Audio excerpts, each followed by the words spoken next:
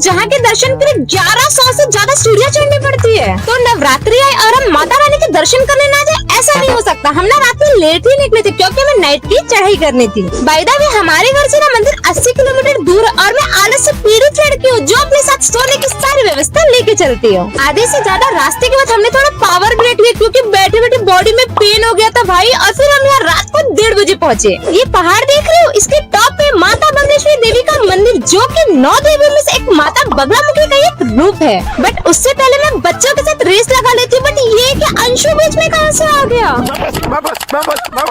भागते भागते हम पहुँच गए एंट्री गेट पर, जहाँ हम लगे इस लाइन में और पहुँच गए सीढ़ियों के पास। वैसे यहाँ की चढ़ाई उतनी भी इजी नहीं है जितनी वीडियो में लग रही है। माना कि यहाँ काफी कम सीढ़ियाँ पर जितनी में सबके सब खड़ी है।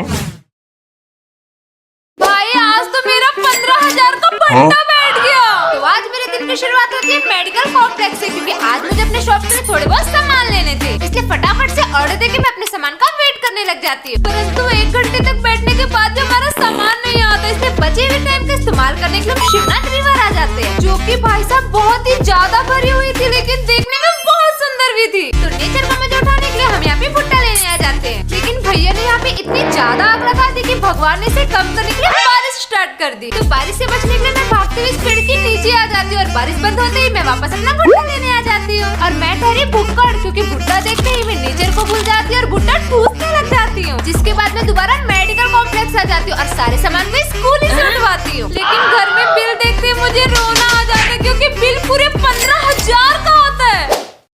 गाड़ी बनवाने गई थी, जायदाद उठवा के आ रही हूँ। क्या बोला? तो यार काफी दिनों से मेरी गाड़ी में बड़ी अजीब अजीब आवाजें आ रही थी और आज तो हद ही हो गई, क्योंकि आज मेरे घर में दोनों घर में काम आ गए, वो भी एक ही दिन में। जहर खाने का पैसा नहीं है। तो थोड़ी जांच पड़ताल करने से पता चलता है कि इस गाड़ी से तो डीजल लीक हो रहा है और 80% डीजल लीक भी हो गया।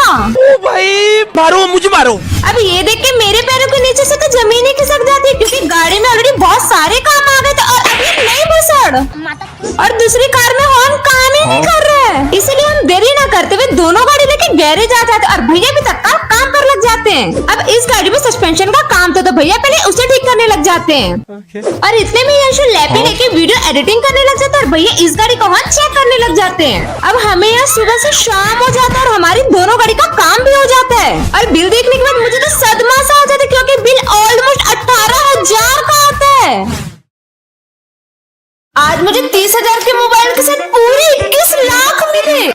तो कल है मेरे पापा का बर्थडे, इसलिए आज मैं आ जाती हूँ उनके लिए कपड़े लेने। और यहाँ पे बहुत सारे शर्ट निकलवा के मैं 2 शर्ट और 2 जींस पैक करवा के मजाक है क्या? उनके लिए मोबाइल देखने आ जाती हूँ। और कुछ समझ ना आने के चलते ये काम मैं अंशु को सौंप देती हूँ। फिर काफी जांच पड़ताल कर मुझे ये फोन पसंद आता है, बट अंशु ने ब्लू कलर पैक करवाया। पता नहीं यार ये लड़कों को ब्लू कलर क्यों इतना पसंद आता है। इतने में अंशु को पसंद आया iPhone 15 Pro Max।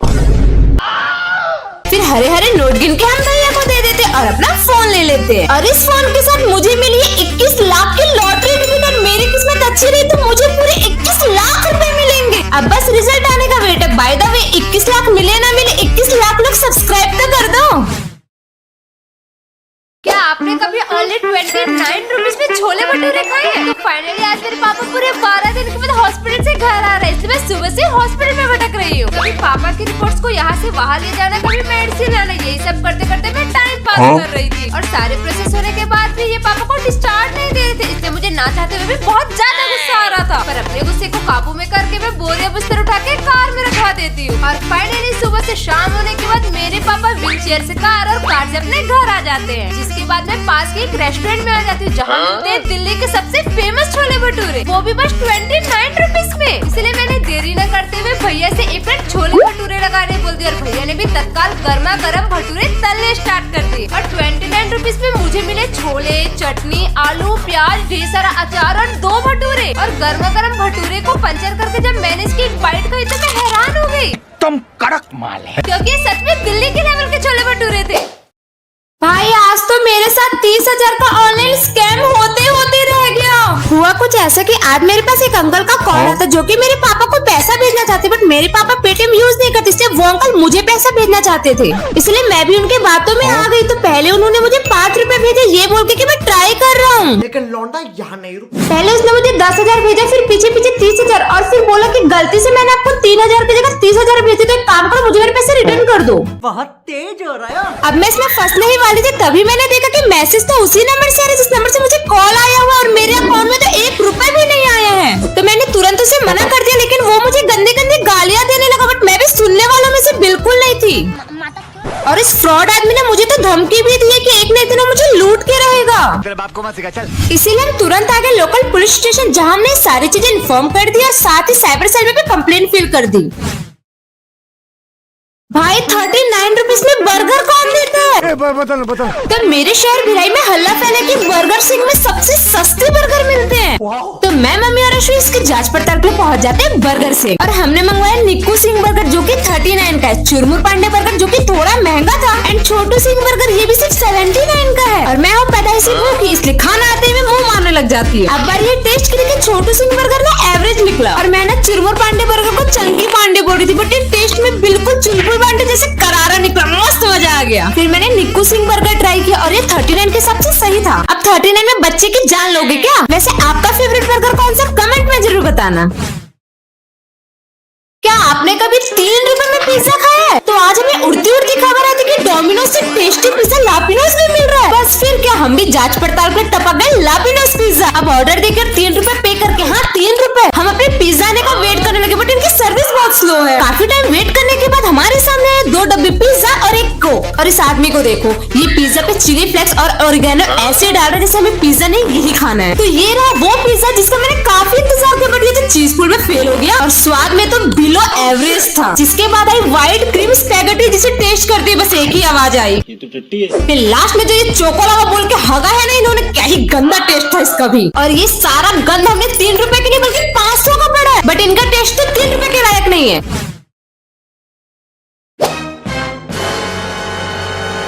बैठने दोगे या पानी डालूं? तो आज का मौसम बहुत ही ज्यादा ठंडा है, इसीलिए मैं सुबह से बेड से बाहर ही नहीं निकली हूँ। खाना खा लो।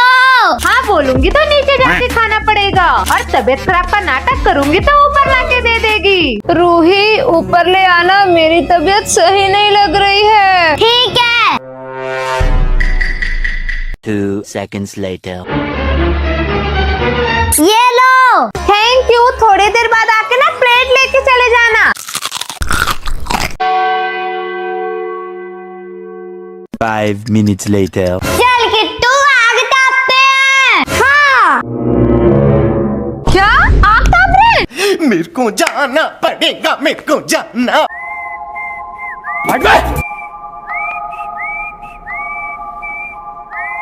कौन है बे तू?